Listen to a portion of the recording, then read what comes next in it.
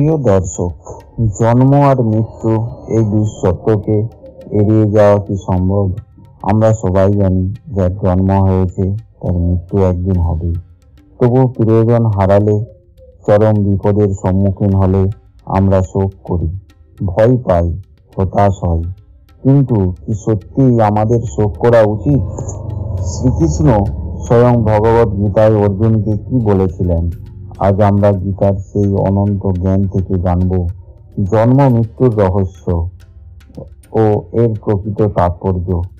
আপনারা যদি সত্যিকারের জীবনের গভীর তত্ত্ব জানতে চান, যদি মনে প্রশ্ন জাগে আমরা কোথা থেকে এলাম, কেন এসেছি এবং কোথায় যাব, তাহলে আজকের আলোচনা একদম মিস করবেন না। ভিডিওটি শেষ পর্যন্ত দেখুন, কারণ আজ আমরা জানব কেন শোক অনর্থক এবং কিভাবে গীতার জ্ঞানে জীবনের কঠিন সময়ে স্থির ও শান্ত থাকা যায়।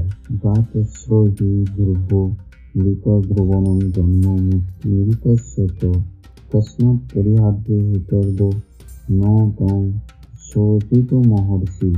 এই শ্লোকটির অনুবাদটি হল, যার জন্ম হয়েছে তার মৃত্যু অবশ্যম্ভাবী এবং যার মৃত্যু হয়েছে তার জন্ম অবশ্যম্ভাবী।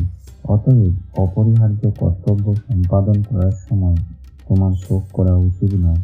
তাৎপর্যটি হল, পূর্বকৃত কর্ম অনুসারে কোনো বিশেষ দেহপ্রাপ্ত হয়ে আত্মা জন্মগ্রহণ করে, আর সেই দেহের মাধ্যমে কিছুকাল জড়জগতে অবস্থান করার পর সেই দেহের বিনাশ হয় এবং তার কর্মের ফল অনুযায়ী সে আবারও আরেকটি নতুন দেহ ধারণ করে জন্মগ্রহণ করে।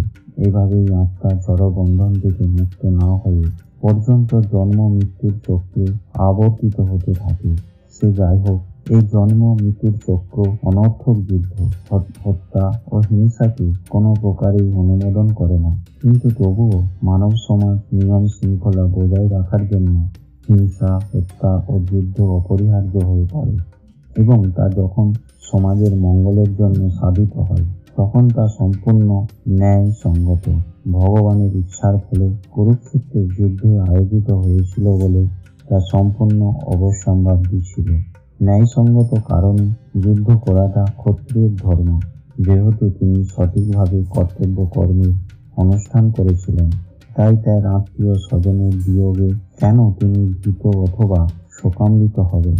কর্তব্য কর্ম থেকে ভ্রষ্ট হলে পাপ হয় এবং অর্জুন যে স্বজন হত্যার পাপের ভয়ে ভীত হচ্ছিলেন, প্রকৃতপক্ষে সেই পাপ তার হতো যদি তিনি যুদ্ধের বিমুখ হয়ে রণাঙ্গন পরিত্যাগ করতেন। এই ধর্মযুদ্ধ থেকে বিরত থাকলে মৃত্যুর হাত থেকে তিনি তার তথাকথিত আত্মীয় স্বজনদের রক্ষা করতে পারতেন না। প্রকৃতির বিধান অনুসারে একদিন না একদিন তাদের মৃত্যু অবধারিত, কিন্তু অর্জুন যদি তার কর্তব্য কর্ম থেকে বিচ্যুত হয়ে পথভ্রষ্ট হয়ে পড়তেন, তাহলে তার মান মর্যাদা ধূলিসাৎ হতো। অবাক্য দিনে ভূতানি ব্যক্তম ধনী ভারত অবাক্য নিধান অন্য তথ্য তাপরিবেবন। এই শ্লোকটির অনুবাদ হল, হে ভারত, সমস্ত সৃষ্ট জীব উৎপন্ন হওয়ার আগে অপ্রকাশিত ছিল, তাদের স্থিতিকালে প্রকাশিত থাকে এবং বিনাশের পর আবারও অপ্রকাশিত হয়ে যায়। সুতরাং সেই জন্য শোক করার কি কারণ? তাৎপর্যটি হল, আত্মার অস্তিত্বে বিশ্বাসী এবং অবিশ্বাসী উভয়ের মতবাদকে মেনে নিলে শোকের কোনো কারণ নেই। যার আত্মার অস্তিত্ব স্বীকার করে না, বৈদিক মতবালম্বীর যাদের নাস্তিক বলে অভিহিত করে, তবুও এমনকি যদি তর্কের খাতিরে এই নাস্তিক মতবাদকে সত্য বলে গ্রহণ করা হয়, তাহলে অনুশোচনা করার কোনো কারণ নেই। কারণ জ্বরের মধ্যে থেকেই প্রাণের উদ্ভব হয়, যদি তা আবার জ্বরের মধ্যেই বিলীন হয়ে যায়, তবে সেই অনিত্য বস্তুর জন্য শোক করা নিতান্তই নিরর্থক।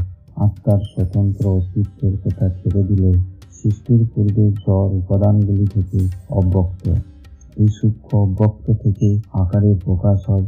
যেমন আকাশ থেকে বায়ুর উদ্ভব হয়, বায়ু থেকে অগ্নি, অগ্নি থেকে জল এবং জল থেকে মাটির উদ্ভব হয়। এই মাটি থেকে নানা রকমের রূপের উদ্ভব হয়।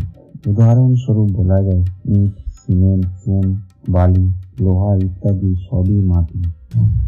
সেই মাটি থেকে যখন একটি প্রাসাদ তৈরি হয়, তখন তার রূপ আকার প্রাপ্ত হয়। তারপর এক সময় সেই প্রাসাদ ধ্বংসপ্রাপ্ত হয়ে মাটিতে ধসে যায়। যে বস্তু দিয়ে প্রাসাদটি গড়া হয়েছিল তার অণু পরমাণুগুলির কোনো পরিবর্তন হয়নি। শক্তি সংরক্ষণের নীতি বর্তমানেই থাকে, কেবল সময়ের প্রভাবে তা রূপে প্রকাশ হয় এবং অন্তর্ধান হয়। সেটিই হচ্ছে পার্থক্য। সুতরাং এই আবির্ভাব অন্তর্ধানের জন্য শোক করার কারণ থাকতে পারে, যে কোনোভাবেই হোক না কেন। এমনকি অব্যক্ত অবস্থাতে বস্তুর বিনাশ হয় না, আদিতে অন্তে জড়ের রূপ থাকতে থাকে না, কেবল মধ্যেই তার রূপ ও গুণের প্রকাশ হয়, আমাদের ইন্দ্রিয় কার্যগ্রাহ্য হয়। সুতরাং এর ফলে কোনো জড় জাগতিক পার্থক্য সূচিত হয় না। আর আমরা যদি ভগবত গীতার উক্ত বৈদিক সিদ্ধান্তকে মেনে নিই, অর্থাৎ অবন্তম দেহা, এই জড় দেহটি কালে প্রভাব বিনষ্ট হবে, নিত্য সত্তা শরীরহীন, কিন্তু আত্মা চিরশাশ্বত, তাহলে আমাদের আর বুঝতে অসুবিধা হয় না যে দেহটি একটি পোশাকের মতো। তাই এই পোশাকটির পরিবর্তনের জন্য কোনো আমরা শোক করব। আত্মার নিত্যতার পরিপ্রেক্ষিতে বিচার করে দেখলে সহজেই বুঝতে পারা যায় জড় দেহের যথার্থই কোনো অস্তিত্ব নেই। এটি অনেকটা স্বপ্নের মতো।